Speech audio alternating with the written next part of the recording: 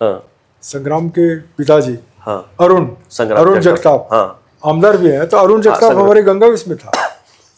अच्छा, उनके पहलवान थे उनके पिताजी? हो, अरुण जगताप गंगावेश में था, अच्छा पहलवानी किया हुआ था। अच्छा। और अरुण के पिताजी थे हाँ, भीमराव जगताप, बर वो स्वतः असं वारी करत होते, नगर ते पंढरपूर चालत जात होते.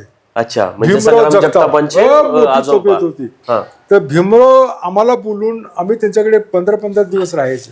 हा, नगरला जत्रापित्र खूप व्हायचे. बर मणितून हंगट टोपणला गोजगे असे 5-7 करून आम्ही त्यांच्याकडे थांबत होतो. हा त्याच्या अरुणच्या लग्नाला मी गेलो होतो. हा त्यांचा थोरले भाऊ विलासराव जगताप, हे सगळे मोठं कुटुंब आहे. नगरला स्टँडच्या लागूनच लकी लॉज आहे, लकी हॉटेल आहे, ओके. लागूनच आहे, अजून आहे. अच्छा, एसटी स्टँडच्या बाजूला. लागून आहे. बर. त्यांच्याकडे आम्ही जाणं बिणं असायचं आमचं खूप. भीमराव जगताप. जगतापचे सासरे पण आमदार आहेत. हा, कर्डिले ना?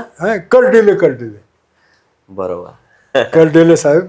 अरुण असे गंगावेशमध्ये होता इथे, चांगली आणि कुस्ती बिस्ती बरं करत होता.